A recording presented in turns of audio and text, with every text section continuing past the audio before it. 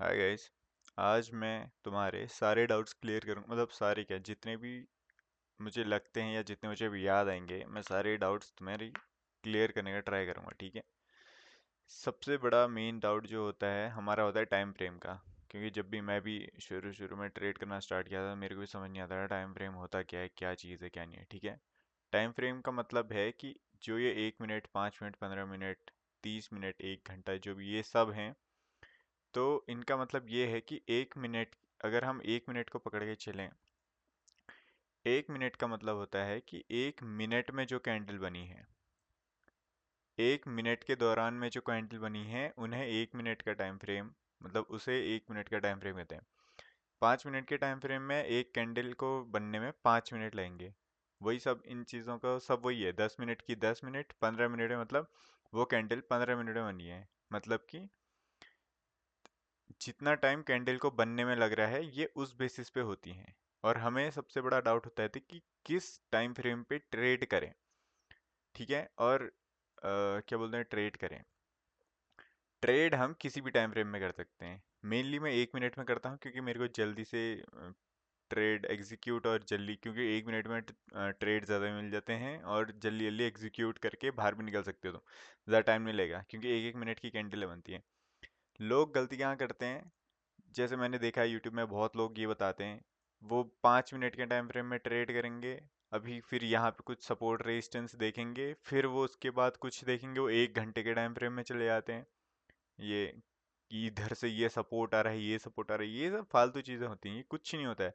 तुम अगर 1 मिनट के टाइम फ्रेम में ट्रेड कर रहे हो, तो 1 मिनट के टाइम फ्रेम के हिसाब से ही सपोर्ट रेजिस्टेंस ढूंढोगे। 1 मिनट में देखो, अब ये एक यहाँ पे कैंडल है, मान लो हमें यहाँ प्रेजेक्शन दिख रहे हैं, ऊपर नीचे ऊपर नीचे ऊपर नीचे। हम एज्यूम कर लेते हैं कि ये एक एरिया यहाँ से आया, तो एक एरिया ये रेजिस्टेंस का एरिया है, और एक यहाँ पे से जैसे नीचे आया, तो जब भी नीचे आ रहा है तो सपोर्ट का एरिया मान लो, अगर ये तुम कंसीडर करते हो, ठीक है। अब तुम इसको 1 घंटे में देखोगे तो किधर से कहाँ पे कौन सा सपोर्ट रेजिस्टेंस दिख रहा है तुम्हें। ये बहुत चूतिया चीज़ होती है जो सब लोग बताते हैं कि 1 घंटे में, 1 मिनट, 5 मिनट के टाइम फ्रेम में ट्रेड लेंगे, 1 घंटे का देखने लगेंगे, लॉस में बैठेंगे, तो या ऐसे ही कुछ करते रहते हैं। सबसे पहला तुम्हें ये देखना है, तुम जिस टाइम फ्रेम को डिसाइड कर रहे हो। अगर तुम्हारी आदत, देखो, सबसे पहले मैंने 5-15 मिनट से करता था। 15 और 5 मिनट में ही करा है मैंने शुरू में भी, शुरुआत में, क्योंकि 1 मिनट टाइम फ्रेम में होता है सबसे ज़्यादा टफ, क्योंकि उसमें हर मिनट में तुम्हें ट्रेड दिखते हैं, तो उसमें ट्रैप भी ज़्यादा होते हैं। तो मैं तुम्हें रिकमेंड करूँगा 5 मिनट में करो पहले, सीखने के लिए। उसमें 5-5 मिनट में कैंडलें बनती हैं, तो मतलब ऑन एन एवरेज आधा 1 घंटा चले जाएगा तुम्हारा एक ट्रेड में। वही 1 मिनट में ट्रेड करोगे तो 5 मिनट, 10-20 ऐसे ही हो जाता है। 5-15 मिनट में ट्रेड एक कंप्लीट हो जाता है। तो ये चीज़ें हैं। अगर तुम 1 मिनट के टाइम फ्रेम के बेसिस पे ट्रेड ले रहे हो, तो 1 मिनट के टाइम फ्रेम पे ही सपोर्ट रेजिस्टेंस ढूंढोगे, ना कि 5 मिनट में चले जाओगे फिर 10 मिनट में चले जाओगे। वो फिर होप होप ट्रेडिंग में आ जाता है वो। क्योंकि तुम अगर गलत लूजिंग पोजीशन में चल रहे हो, तो हमें चाहिए रहता है कि नहीं यार, यहाँ से 5 मिनट में, यहाँ पे जैसे मान लो मेरा लॉस चल रहा है, मैं कहूँगा यार नहीं यार, यहाँ पे तो मैंने सपोर्ट दिखा था। फिर तुम्हें लगेगा कि हाँ, मैंने 5 मिनट में देखता हूँ, अच्छा 5 मिनट है, यहाँ पे दिख रहा है, तुम्हें कुछ और दिख जाएगा, दिखते रहता है। फिर उसके बाद सब, जब लॉस में इंसान चलता है, तो दिखने ही सब सब सपोर्ट और सब रेजिस्टेंस दिखने लग जाता है। तो ये गलती मत करना।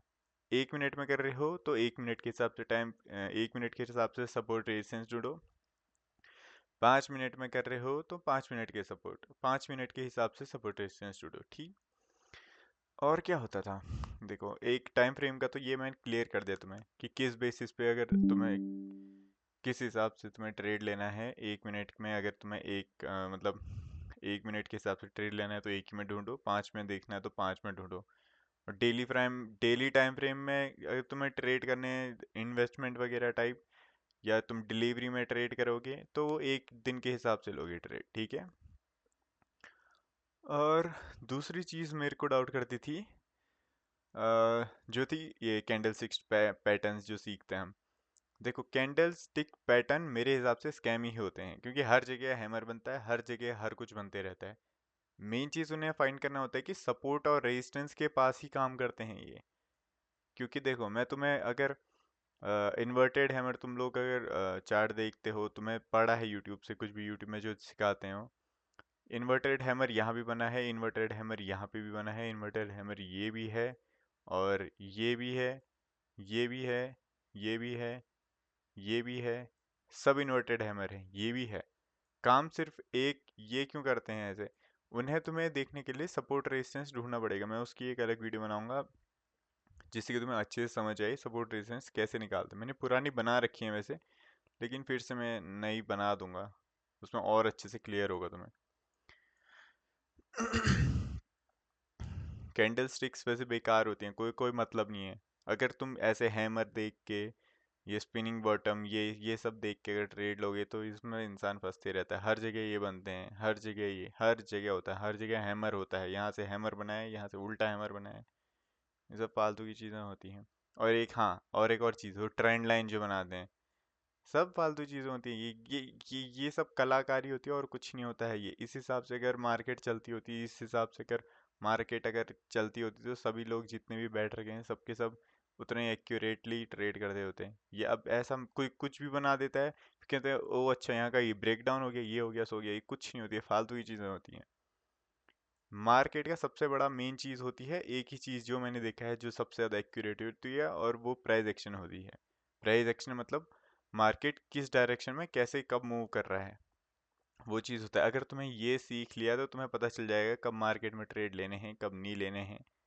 गलती करोगे लेकिन उसमें ये वाला जो प्राइस एक्शन के बेसिस पे लोगे तो इसमें लॉजिकल ट्रेड्स लोगे। गलत होता ही है इंसान, क्योंकि हमेशा सही नहीं देख सकता है। लेकिन ये सब चूतिया बनती होती हैं। ट्रेंड लाइन बना दी, फिबोनाची, वो तो मैंने, फिबोनाची का तो मुझे पता है, मैंने कभी ट्राई भी नहीं करा। ट्रेंड लाइन हो गई, ये सब चीज़ें हो गई हैं, फालतू की चीज़ें होती हैं। और जो ये पैटर्न होते हैं, अब तुम्हें दिखाता हूँ मैं। पैटर्न जैसे ये देखो, ये डबल बॉटम बना है यहाँ पे, ये डबल बॉटम है, आया, यहाँ गया, फेल, ठीक है। और यहाँ पे भी एक कंसोलिडेशन हुआ है इस एरिया पे, यहाँ पे भी हुआ है, ठीक है। ये एरिया कंसोलिडेट करा है, ठीक है। अब लोग कहेंगे कि हाँ यहाँ पे कंसोलिडेट करा है और ब्रेकआउट दे रखा है इस कैंडल ने। अब इस कैंडल ने ब्रेकआउट दे दिया, तुम ट्रेड कहाँ पे लोगे? वो भी तो बोलने की, देखने की बात है ना। ट्रेड लेना जरूरी है ना, मेन चीज होती है ट्रेड का एंट्री और एग्जिट और स्टॉप लॉस। अब तुम यहाँ पे अगर ट्रेड लेते हो, मान लेते हैं तुम यहाँ पे कहते हो कि हाँ हम ट्रेड लेंगे, तुमने यहाँ पे इसका लो टूटा, इधर पे कहीं पे तुम ट्रेड लेते हो, तुम यहाँ कहीं पे ट्रेड लोगे। अब ये क्या 1:1 है? ये 1:1 मिल रहा है तुम्हें। ऐसे अगर वो करोगे तो फिर कोई मतलब नहीं है, क्योंकि ये सब होती हैं खाली फंसाने वाली चीज़ें होती हैं। तुम्हें ट्रेड अगर ढूंढना है तो तुम्हें यहाँ कहीं पे ढूंढना होगा। वो चीज़ें मैं तुम्हें बताऊंगा, तुम्हें ऐसे समझ नहीं आएंगी इतनी छोटी सी वीडियो पे। क्योंकि देखो, प्राइस एक्शन जो मैंने तुमसे कहा था, प्राइस एक्शन ये आया, ये आया, लो टूटा है, लो टूटा है। अब देखो मार्केट, देखो ये वाली तो मेरी ट्रेड वाली भी जगह थी, यहाँ पे ट्रेड लिया था शायद मैंने, जहाँ तक मुझे याद आ रहा है। मार्केट अगर देखो, प्राइस एक्शन अगर नीचे के चल रहे हैं तो मार्केट यही फॉलो करती है कि लो तोड़ते रहती है, लो तोड़ते रहती है, हाई को तोड़े बिना। अब यहाँ पे हुआ है कि ऐसा है, मार्केट नीचे गया, नीचे गया, लेकिन यहाँ पे ये तोड़ दिया इसने। तो अगर अब इसने इसका हाई निकाला है तो मार्केट का एक सिंपल रूल है कि मार्केट अब इस डायरेक्शन में मूव करनी चाहिए। यहाँ पे लो मार के हाई मारनी चाहिए। यहाँ पे ये चीज़ हुई है, चलो ऊपर तो गया है ये वाला एरिया। लेकिन जब यहाँ पे इसने सपोर्ट लिया है, ये सपोर्ट, तो यहाँ पे सपोर्ट लेने के बजाय इसको, ये ऊपर जाने के बजाय नीचे गिर गया है, ठीक है। ये होने के बजाय ये दोबारा नीचे गिर गया है। तो इस हिसाब से यहाँ पे जो जितने भी बायर थे, जिनने भी सोचा इस हिसाब से मूव होगा, तो उस हिसाब के बेसिस पे ये डाउनफॉल आ रखा है। ये चीज़ होती है। डिब्बा बना के ये करके सो करके कुछ वो नहीं होता है। हर 100 जगह डिब्बे बनते हैं, 100 जगह वो होती हैं। तुम्हें ट्रेड मिलेगा एक जगह मुश्किल से, और 10 जगह फंसोगे तुम। वो चीज़ें होती हैं। और ट्रेंड लाइन मैंने तुम्हें बता दिया है कि ट्रेंड लाइन के स्कैम में फंसना है। ये भी ट्रेंड लाइन ही बन रखी है। अब तुम यहाँ से देखोगे तो इसको, क्या ट्रेड लोगे इसमें बताओ? मान लो तुमने यहाँ यहाँ यहाँ तुमने कहा ये ब्रेकआउट दे दिया इस कैंडल ने, अच्छा इसने भी कैंडल ने ब्रेकआउट दिया, यहाँ पे आके खा दिया तुम्हारा एसएल, यहीं कहीं तो एसएल रखोगे, खाया, फिर दोबारा कंसोलिडेट करके बैठे हो तुम, होप में बैठे हो, तो फिर और ऊपर ज़्यादा लॉस हो गया तुम्हारा। अब फिर तुम कहोगे यहाँ पे एक और ट्रेंड, फिर तुम इसको ही जो यूट्यूब में करते हैं इसको यहाँ से यहाँ कर देंगे, कहेंगे अच्छा अब तो इसका सपोर्ट लेते हुए चल लिए ये, तो अब इसके यहाँ पे करोगे, तुम कहोगे चलो यहाँ पे एक और ब्रेकडाउन मिला है, यहाँ पे ट्रेड लेते हैं तुम्हारा, फिर एक और ऐसे लेट हो जाएगा। तो ये चीज़ें हैं, ये चीज़ें नहीं काम करती हैं, ये फालतू की चीज़ें हैं। अब मैं तुम्हें ओपन मार्केट में दिखाऊं ऐसी चीज़ कुछ कोई नहीं होती है। लाइव मार्केट में कोई नहीं बताता है, सब ये बंद मार्केटों में ही बताते हैं कि ये हो रहा है ये हो रहा है। अब यहाँ पे कह देंगे ये लोग, यहाँ से आ रही है ये ट्रेंड लाइन है, यहाँ से नहीं बनाएंगे, यहाँ से बनेगी ये ट्रेंड लाइन, ये ऐसे बना देंगे। वो कहेंगे ये देखो अब यहाँ का ये ब्रेकआउट हो गया है, अब इस हिसाब से यहाँ पे स्टॉप लॉस लेके ट्रेड कर देंगे, यहाँ पे क्या स्टॉप लॉस लेके, अगर इसमें ट्रेड लिया होगा तो। अब ये मार्केट किस डायरेक्शन से मूव कर रही है, अब हम प्राइस एक्शन के हिसाब से देखेंगे तो ये इस हिसाब से चल रही है, यहाँ से आई है जैसे मैंने कहा था, इस हिसाब से आई, यहाँ पे आई, ये लो मारा है, तो एक ये बहुत ही अच्छा रेजिस्टेंस एरिया है, क्योंकि इसके बाद ये जो लो मारा है प्रीवियस स्विंग यही है, तो एक ये रेजिस्टेंस एरिया है, और यहाँ से ये मार्केट इस मूव में ऐसे मूव कर रही है, एक ये सपोर्ट एरिया है, तो ये दो हैं मेजर एरिया। देखो जो ये सपोर्ट रेजिस्टेंस एरिया, यहीं से एक सेलिंग आ रही है। अब यहाँ से अब लाल कैंडल बनती है, अब इसका कोई हाई निकलेगा तब जाके यहाँ पे कोई क्या बोलते हैं, बाइंग आएगी, ठीक है। अब इसका अगर हाई निकलेगा तब जाके यहाँ कोई प्राइस एक्शन ऐसे ऊपर ऊपर के बनते जाएंगे। अगर ये इसका हाई नहीं टूटता है तो फिर देखना ये यहाँ पे लाल कैंडल नहीं है, ये यहाँ से फिर यहाँ कहीं पे आएगा या यहाँ का लो मार देगा, ये चीज़ होगी। मैं तुम्हें आगे का बताते रहता हूँ, वो खुद होते रहेगा। अगर इसका हाई निकलता है तो ऊपर ही आना है उसने फिर। और क्या था, ट्रेंड लाइन बता दी मैंने तुम्हें, और टाइम फ्रेम का सबसे ज़्यादा वो रहता है हमें शुरुआत में। हम्म, और पैटर्न वगैरह में भी कभी ट्रेड मत लेना, पैटर्न वगैरह चूतिया बनती होती है। अब जैसे यहाँ पे डब्ल्यू बन रहा है, ये कह देंगे कि डब्ल्यू है, ठीक है डब्ल्यू है, ट्रेड कहाँ पे लोगे, ब्रेकआउट तो इस कैंडल ने दिया ना, ये तो स्टॉप लॉस रखोगे या यहाँ कहीं पे का, अगर उस हिसाब से अगर यूट्यूब के हिसाब से ट्रेड लोगे तो यहाँ कहीं पे स्टॉप लॉस रखोगे, ट्रेड कहाँ पे लोगे, ट्रेड तो मिला ही नहीं तुम्हें। ये चीज़ें खाली बोलने की होती हैं ऑफलाइन मार्केट में। ऑफलाइन मार्केट में बच्चा ही बता सकता है तुम्हें क्या क्या होने वाला है क्या नहीं होने वाला, क्योंकि उसने देख रखा है क्या है क्या नहीं है। ऑनलाइन मार्केट में कोई नहीं बताता है। और क्या होता है जो मैं तुम्हें बता सकता हूँ, मेरे दिमाग में अभी आ नहीं रही हैं चीज़ें। देखो ये एरिया मेजर है, ठीक है, जो मैंने कहा है तुमसे, इसका हाई और इसका क्या बोलते हैं, हाँ इसका हाई मेन है, अगर इसका हाई टूटेगा तब जाके ही बाइंग आएगी।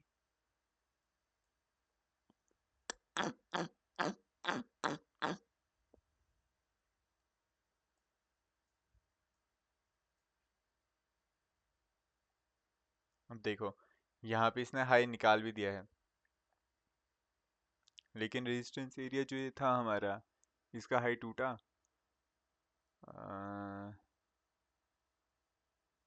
84 233, 84 154, देखो अब ये इस हिसाब से बन गया। यहाँ पे इसका हाई निकलने के बजाय इसने इसका तो तोड़ा है, लेकिन ये एरिया नहीं निकल पाया। इसको जब ये एरिया निकालना था तो इसको भी निकालेगा तब जाके ही बाइंग के उस पे आएगा।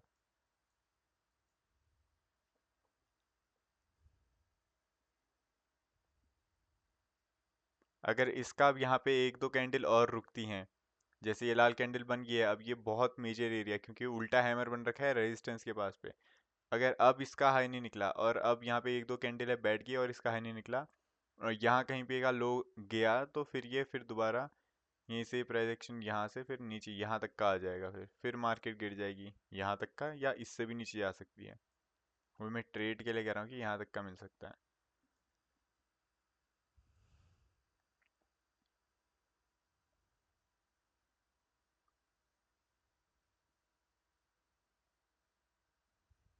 और क्या बताऊँ मैं तुम्हें, और टाइम फ्रेम में था, ये था, और ट्रेंड लाइन मैंने बता ही दिया है, कोई मतलब की नहीं होती हैं, और कैंडल स्टिक भी बता ही दिया है, हर जगह काम नहीं करती, सपोर्ट रेजिस्टेंस के पास ही काम करती हैं। हम्म,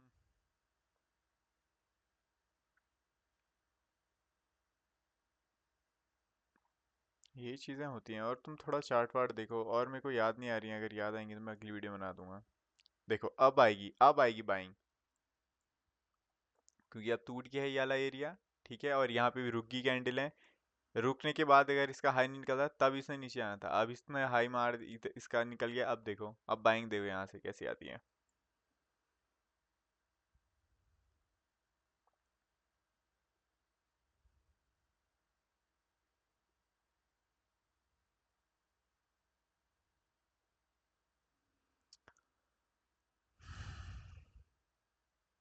और एक और चीज़ होती है, जैसे हमने कह दिया बाइंग तो आएगी, लेकिन हमें देखते भी रहना पड़ेगा।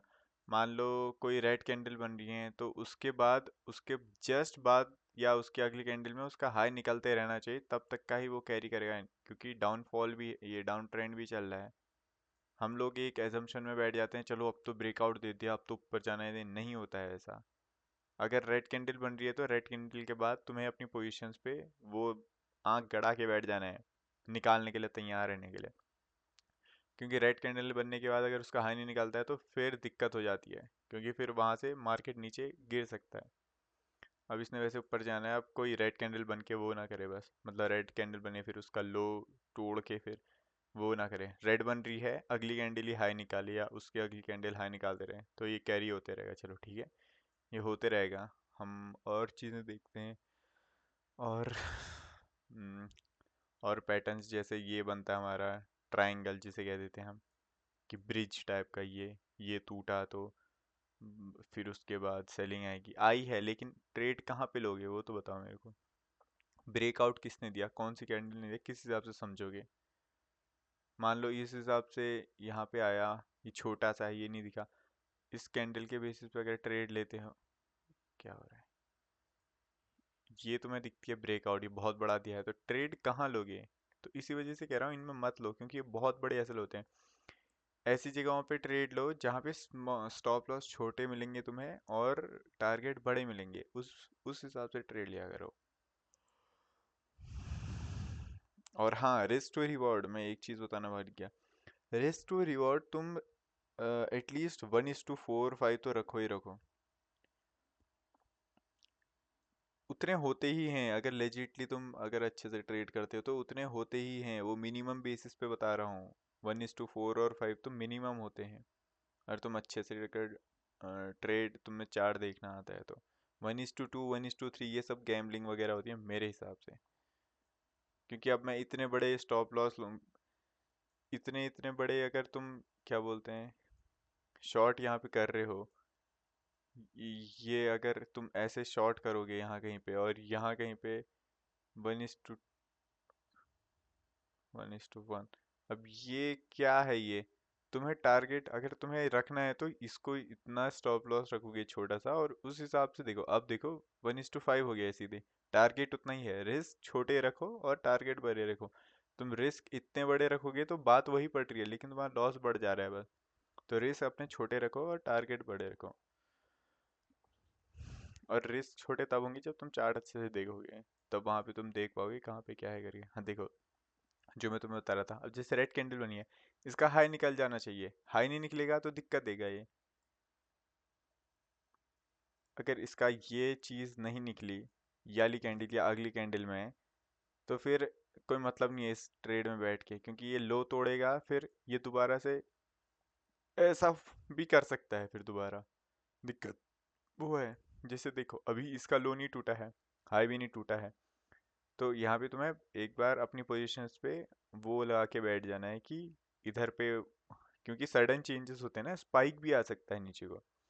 तो देखो इसका हाई निकलेगा तो अच्छा सा मूवमेंट आएगा, लो निकलेगा तो तुम्हें पोजीशंस बाहर कर लेनी है अपनी। रिस्क नहीं लेना है कि यहाँ तक का हमारा स्टॉप लॉस है, ये है सो है, क्योंकि देखो अगर एक बार ट्रेड तुम्हारा तुम्हारे खरीदे हुए प्राइस से अगर थोड़ा ऊपर चले जाए तो उसके बाद उसमें लॉस लेने का मतलब बनता नहीं है। क्योंकि यहाँ कहीं पे अगर तुम एक लॉट में ट्रेड करोगे तो 20,000 के आसपास प्रॉफिट दिखेगा, अब यहाँ पे आ गया तो 6-7 हज़ार दिख रहा होगा तुम्हें। अब यहाँ पे आएगा तो फिर ज़ीरो हो जाएगा, फिर यहाँ पे जाएगा तो फिर दोबारा 10 हो जाएगा ये, फिर दोबारा यहाँ पे आएगा तो 15 आसपास, 15-20 के आसपास होगा तुम्हारा। वो चीज़ है। ट्रेड लेना, देखो ट्रेड लेना ही सब कुछ नहीं होता है। ये मतलब नहीं, अब हमें ये थोड़ा ना पता है मार्केट किसी, यहाँ मैंने ले लिया, हाँ यहाँ पे ब्रेकआउट हो गया, ये हो गया, सो हो गया, अब तो उसका मतलब ये थोड़ा ना है कि मार्केट ऊपर ही जाएगी या नीचे जाएगी। तुम्हें वो भी देखते रहना है बीच में हो क्या रहा है करके, मार्केट किस हिसाब से जा रही है। अगर तुम्हारा ट्रेड अच्छा है तो ऊपर को जाते रहेगा, नीचे रुकती है जाती है ऊपर, नीचे रुकती है जाती है ऊपर। ऐसा नहीं कि एक ही जगह बैठ गई है और तुम भी बैठे पड़े उसको होल्ड करे, ऐसा मत करना, फिर फंसोगे। अब यहाँ पे देखो, हाँ देखो निकाल दिया इसने, ये बस निकलते रहेगा वैसे, ट्रांजेक्शन ऊपर नीचे बनते रहेंगे।